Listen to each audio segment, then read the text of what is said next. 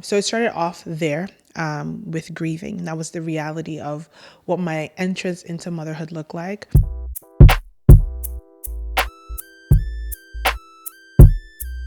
Hey you, welcome to my channel. Today, as you can tell from the title, is a very personal topic to me. It's something that I've been pondering and reflecting on since I became a mom. And so, like I said, it's very personal, has a lot of meaning. And my hope is that it is able to connect with, maybe motivate, inspire, and if nothing else, just to give you a reference point to consider whether or not you are a mom, about to be a mom, have the future aspirations of being a mom. So, in thinking about this idea of grieving over your motherhood journey, I think I want to start off with maybe where the ideas on the type of mother you would be, where the ideas of the nature of the journey of motherhood that you will go on stems from. And I think for the average person, it would be what motherhood looked like for your mom. And that's whether you knew your mom or you didn't know your mom, whether you had your mom for, a few years of life or whether you still have your mom.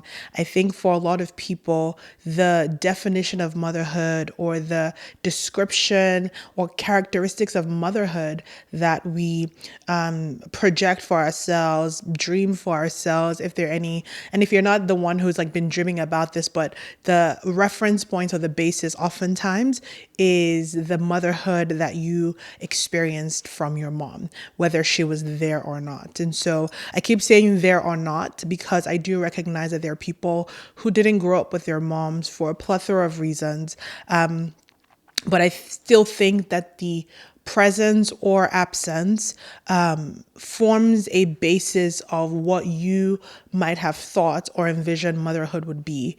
And based off of that, you then begin to make certain projections or aspirations on the kind of mom that you want to be. So say like your mom wasn't present, for people who want to be moms, they're probably thinking, do you know what? This was what I experienced. And so the kind of motherhood I would want is a kind of mom who is present, a kind of mom who does X, Y, Z.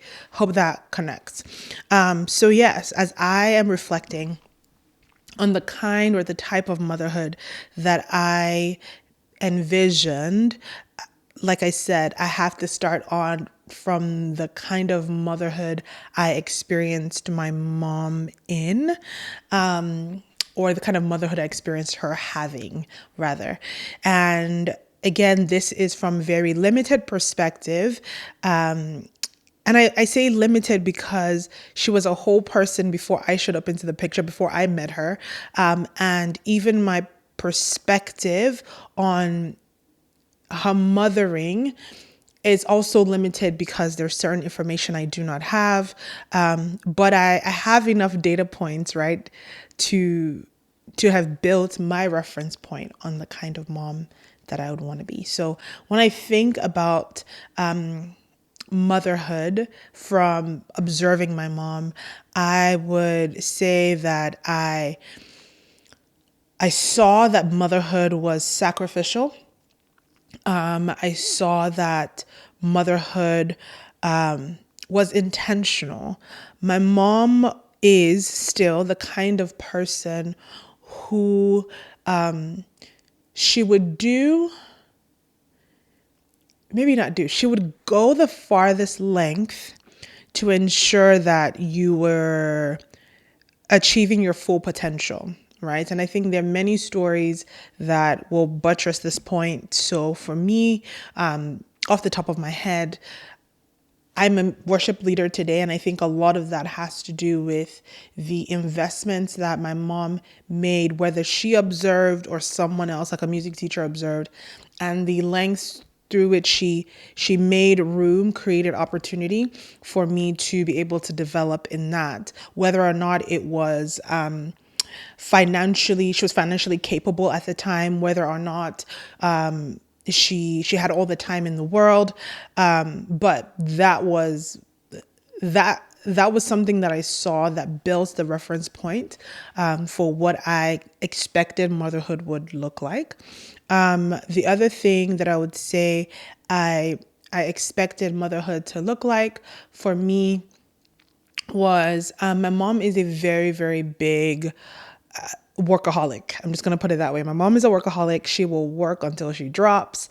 I think it's a very good ethic. My mom has a very strong work ethic. But anything outside of moderation, right? We need balance. So I definitely saw her doing that. And I remember, thinking to myself, like when I'm a mom, I would want to be able to create a balance, like have some kind of balance between, working because I deeply valued work. And that's another thing I'm going to come to that ties into the grieving for me, currently in motherhood. But just the balance of like family time and work time, and that work time wasn't coming home, and then all that fun jazz. So that was something that I would say that was, a reference point for me coming into motherhood. So in the same breath that I say, oh my God, my mom was a big workaholic, I would also say that my mom worked and still does worked throughout her motherhood. And so for me, being a career woman, putting my hand to work is something that mothers do, right? There's some people who have a completely different perspective because maybe their moms were stay-at-home moms, but I had always seen my mom working. And majority of the women in my life growing up, majority of the moms were also working moms. So in my head, my reference point for motherhood involved me being a working mom, being able to bring in some type of finances into my home to ensure that my kids have, whatever it is that they need as best as is within my capacity and all that fun jazz. And I do need to pause here because I just had the flashing thought. I need to pause here to say, that I grew up with my mom and my dad. That was our family dynamic. And I say that because I think it's important to highlight that I'm not taking away the importance or the role, especially as God has designed family. I'm just highlighting mothering in this video because that's what the topic is about. Okay, so now that segue is done, let's get back to working moms. Being a working mom, I think one of the foundations of motherhood to me was being a mom who worked, because that's what I saw. That's what I was exposed to.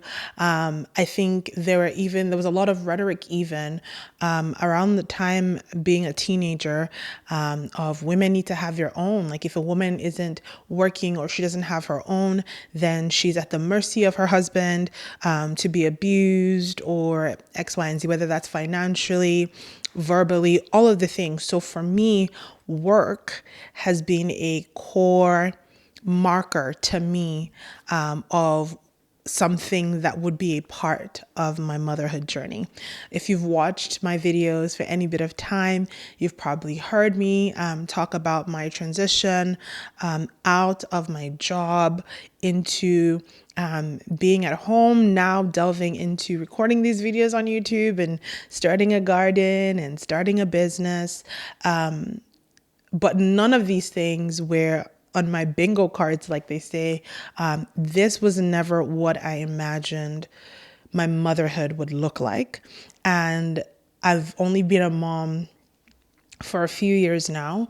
But when I sit back to think about the kind of motherhood journey that I've had so far, and I look back to the kind of motherhood journey I thought I would have based off of my reference point, based off of, information I've picked and pulled from just observing life, observing other moms, I can tell you that there are some disparities that I'm honestly grieving, and not from a place of hopelessness, by the way, because like I said, I've only been a mom for a few months, and motherhood is clearly a journey that you keep evolving and expanding and learning and growing through.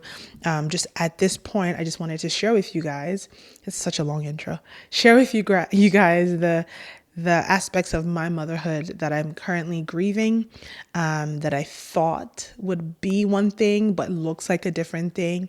And while I am grieving them, because I guess for me, those are very deep and personal things, I guess I'm also learning to find the joy in what my current reality of motherhood looks like. So let's get into the video.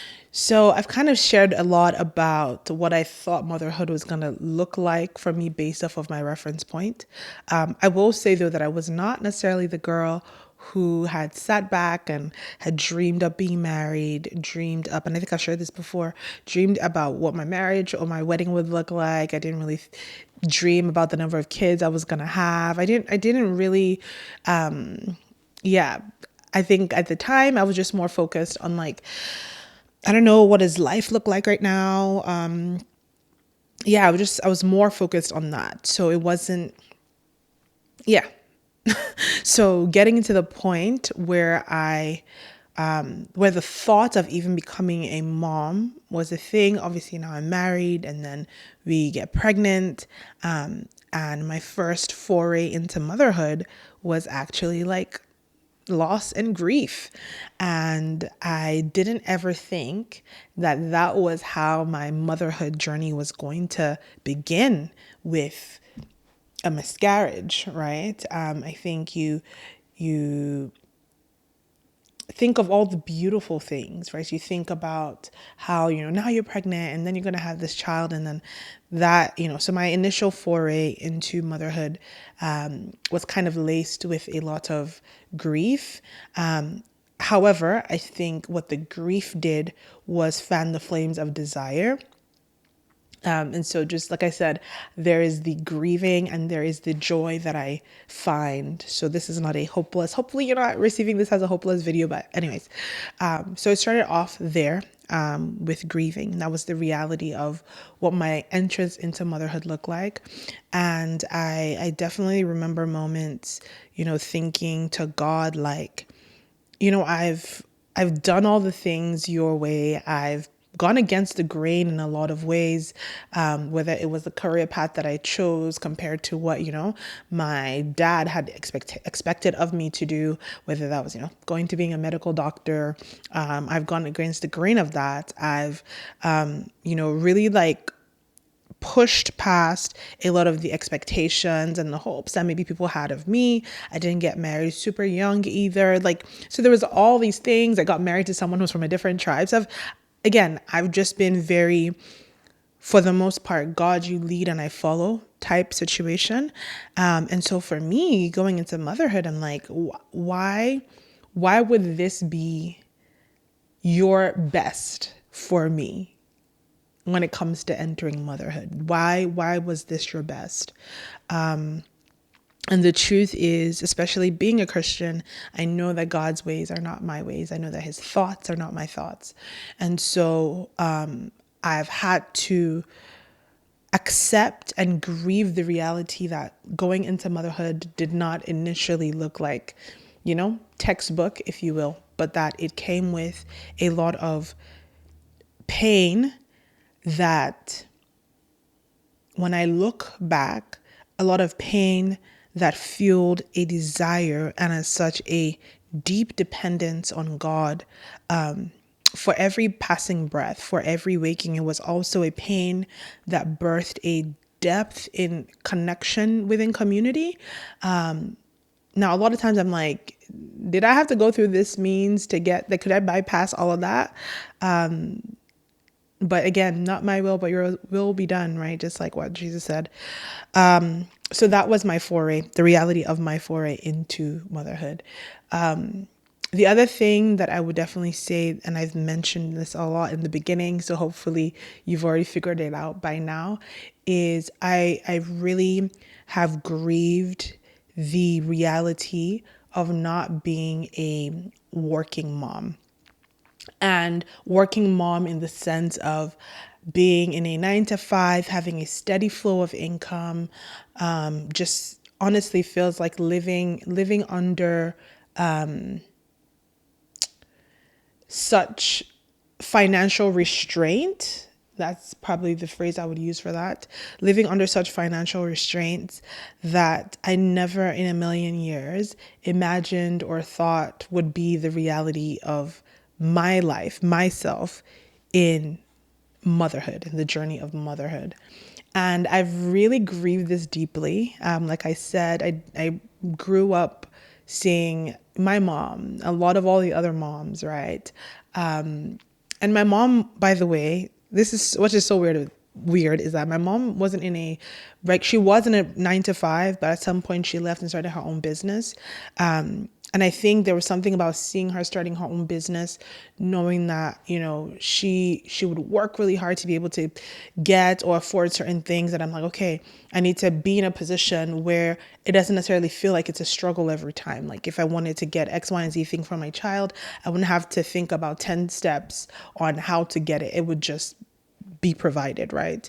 And so that was a big thing, and a big thing I didn't even realize I was carrying until the point where I'm now, like, I've carried this baby, and I shared this before, the Lord telling me to transition out of, the job I was in, a 9 to 5 that seemed quite harmless. I'm a scientist, so I was going into the lab, doing all the things, being curious and explorative. And I'm like, and I want my child to be able to see me going to work and coming back and being productive, such that when he gets older and he has his own wife, he would honor women in work and in business and da da da da da.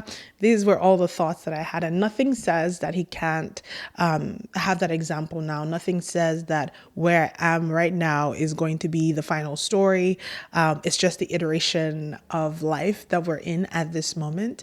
And so I have had to grieve really long, really hard. And I think, as with grief, it comes in waves. It's not just one moment. So one moment I'm like, man, it's so clear to me, the joy that I have in now starting my own business, the joy in, being very accessible and available for my son.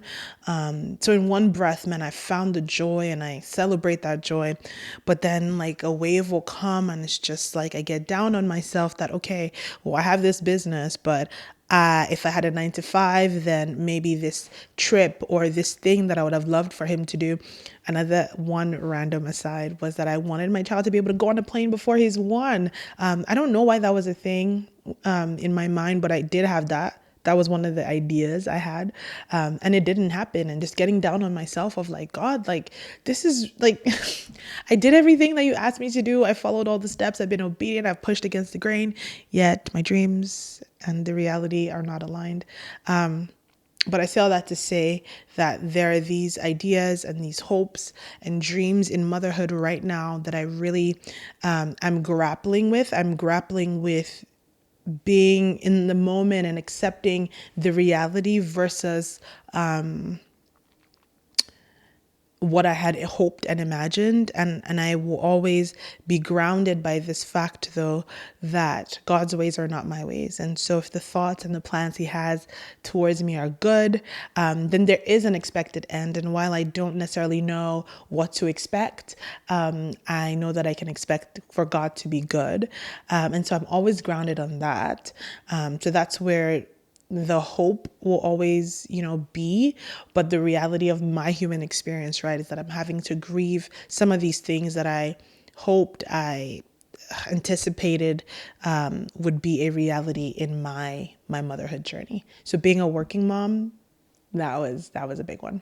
Let's see, another thing that I really hoped for, I think, as a mom in my motherhood journey, that I'm having to grieve, is I never thought of a motherhood that didn't necessarily involve a huge community of people who were, similar in some ways, in value, in culture and upbringing, to a certain extent. So I would say that my mom's mothering was greatly helped by being in the community that we were where we lived for most of my childhood, was the kind of community where we had moms who were similar faith. It took a village to raise a child, and so there are many moments where you would do something and someone would correct you, or you were going to get into trouble and someone stepped in, and so mothering just felt like the word is not easier, because I don't think motherhood is ever easy. But it felt supported. Yes, I think that's the word. It's supported. And one of the things I'm having to grieve as a mom right now is realizing that as of now, right? Please don't get me wrong. I have friends, I have a church community that is just phenomenal. But I'm not going to have the kind of motherhood support that I saw my mom having, and it's a proximity thing. And that's just because in the journey of life that I'm on right now, God has my family situated somewhere else, but we are connecting and creating opportunities to recreate, reflect, that part of motherhood, because the truth is it's serious work, it's holy work, and as with anything, you need community and support. And so that is definitely one part of my motherhood journey that I'm currently grieving, being far away from everyone, that in my motherhood I can't just up and say I'm going to go do X, Y, and Z. And please, obviously, my husband, you've met him on this channel, super present, super, oh my God, supportive. But there's a motherhood network that I wish I had, that I do not currently have. And that's definitely something that I'm grieving in this moment. So anyways, I just came on here to share with you guys some of the realities, the practicalities of what living looks like for me. And again, this is not from a place of hopelessness. This is from a place of wrestling with my humanity through the frame of eternity always. And so, let me know. Are you a mom? What are the things you're grieving in motherhood right now? If you're not a mom, what are some of the ideas that you thought motherhood would kind of look like for you, and how is that panning out? I want to end this video, but before I do, let me just say a quick word of prayers for the moms. God, I thank you. I thank you so much for the gift that motherhood is, for the tedious, tiring, but also holy work that this journey brings. I just pray for every mom right now who is grieving a part of her motherhood that you know that she holds dear. And I just pray that if it be your will, that in your timing, in your perfect timing, because you have thoughts of good and not of evil for us, that you will bring those things to fruition and just help us as we contend with what our reality looks like right now, and the hopes and the dreams that we have. And I pray, God, that you will also fan the flames of our desires, of our ambition. You fan the flames of our longing to be able to set examples in legacy for our children and our children's children. And so I just pray, Holy Spirit, that you will empower us. I pray, the Holy Spirit, that you will guide us, you will lead us, you will order our steps to where we need to go per time.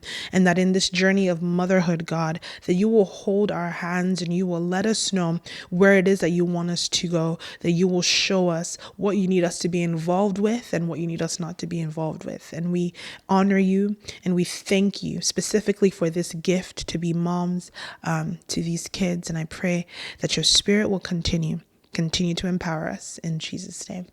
Well, I hope you guys have enjoyed this video. Let me know in the comments. I cannot wait to chat with you. See you in the next one. Bye.